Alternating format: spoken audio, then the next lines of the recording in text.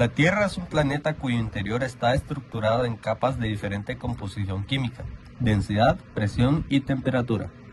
Existen dos modelos complementarios sobre la estructura interna de la Tierra.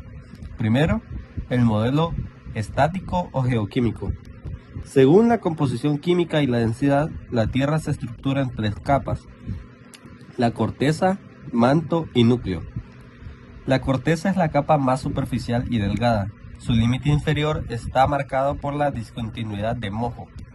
Se divide en corteza continental y corteza oceánica. El manto. Esta capa se encuentra entre la corteza y el núcleo. Está formada por un tipo de rocas más densas y de colores oscuros denominadas peridotitas. Se divide en dos capas: manto superior y manto inferior. El núcleo es la capa interna. Está formado por una aleación de hierro y níquel. En él se distingue el núcleo externo y el núcleo interno. El modelo dinámico. Las capas de la Tierra se diferencian en función de su presión, temperatura y densidad, lo que condiciona su comportamiento mecánico. Del exterior terrestre al interior, estas capas son la litosfera, que comprende la corteza y la parte superficial del manto interior y constituye una unidad rígida, que se fractura cuando se ve sometida a esfuerzos mecánicos. La astenosfera comprende el resto del manto superior. Se caracteriza por su espeso irregular y su enorme plasticidad, gracias a lo que puede experimentar deformaciones sin fracturarse. La mesósfera abarca todo el manto inferior hasta el nivel D. Se encuentra en estado sólido, pero en condiciones muy próximas a la fusión, por lo que puede fluir lentamente. El nivel D se sitúa en la base de la mesósfera y es una franja irregular entre 0 y 200 kilómetros de espesor, según las zonas, caracterizada por contener materiales fundidos a causa del núcleo. Y por último, la endosfera engloba el núcleo externo e interno, en el seno del núcleo externo, que está en estado fluido. También se producen corrientes de convección, este flujo metálico en el que el núcleo externo genera un campo magnético terrestre. La deriva continental. Alfred Wegener propuso su teoría de la deriva continental en 1912. Según esta teoría, los continentes descansan sobre una capa plástica que constituye los fondos oceánicos y se deslizan sobre ella debido al movimiento de rotación de la Tierra y el efecto de las mareas. En su apoyo de tesis, Wegener aportó 4 tipos de pruebas que aún siguen siendo válidas: geográficas, geológicas, paleontológicas y paleoclimáticas. Pruebas geográficas. Las costas de África y Sudamérica encajan entre sí, como si fueran las piezas de un rompecabezas. Las pruebas geológicas. Existe una continuidad entre las montañas al unir África y Sudamérica, tanto en el tipo de rocas como en la edad de las mismas, lo que puede indicar que ambos continentes estuvieron unidos en épocas geológicas anteriores. Pruebas paleontológicas. Los fósiles encontrados en continentes actualmente separados por océanos sugieren que estos continentes estuvieron unidos en el pasado. Por ejemplo, se han hallado fósiles del reptil Mesosaurus en Sudamérica y Sudáfrica y de la planta Gymnosperma glossopteris en Sudamérica, África, India y Australia, lo que indica una conexión geográfica anterior. Pruebas paleoclimáticas. En África, Sudamérica, India, la Antártida y Australia se han encontrado sedimentos glaciares de la misma edad, lo que indica una glaciación simultánea. Esto sugiere que estos continentes estuvieron unidos y cercanos al Polo Sur en el pasado. La teoría de la tectónica de placas, enunciada a finales de 1960, explica los procesos geológicos derivados de la energía interna del planeta. Estos son responsables de la formación de las cordilleras, el vulcanismo, la sismicidad y el desplazamiento de los continentes. Como se mencionó en un inicio, esta teoría menciona que la litosfera está fragmentada en placas litosféricas o tectónicas que se desplazan sobre la atenosfera subyacente. Por tanto, no son los continentes los que se mueven como postuló Wegener, sino las placas tectónicas en las que se localizan los continentes. Las placas varían en tamaño. Las 7 más grandes son la africana, pacífica, euroasiática, norteamericana, sudamericana, indoaustraliana y antártica. También hay placas más pequeñas como la de Coco, Caribe, Arábiga y Filipina. Algunas placas son solo oceánicas como la Pacífica y la de Nazca, pero la mayoría incluye litosfera oceánica y continental, que forman los continentes. La zona de contacto entre placas es geológicamente muy activa y se denomina límite o borde de placa.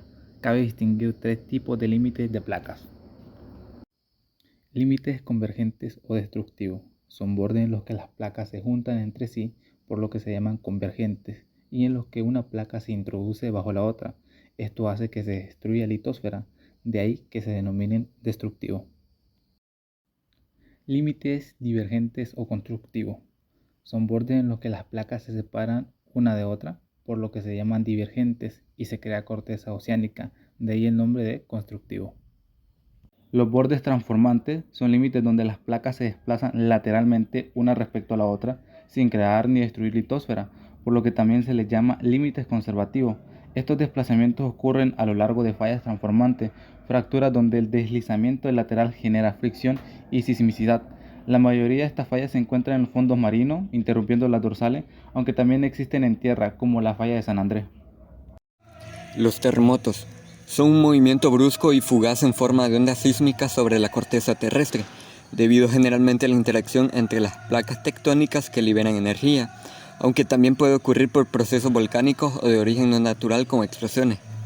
El terremoto posee sus elementos, los cuales son hipocentro o foco, área debajo de la corteza terrestre donde inician las primeras ondas sísmicas. Estas pueden ser de tipo primario o secundario.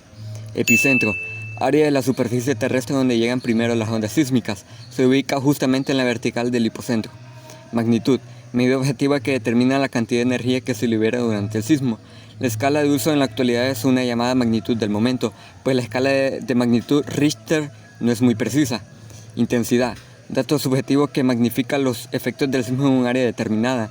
La medida disminuye cuanto más se aleja del hipocentro. Se utiliza la magnitud de Mercalli modificada.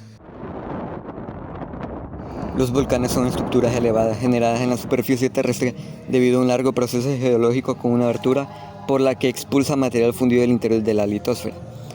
Según el tipo de erupción se pueden distinguir 4 tipos de volcanes. Volcán hawaiano.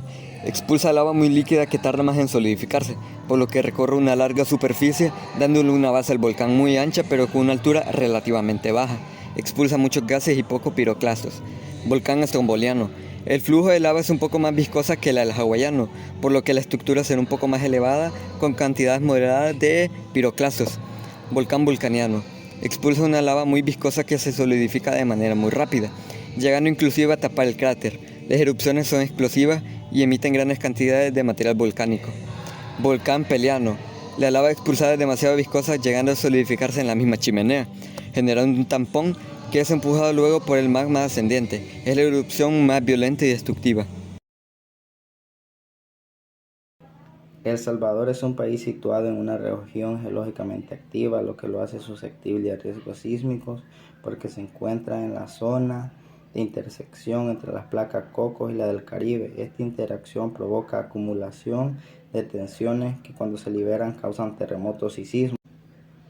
Existen varias fallas activas como la de Apaneca y la de San Vicente.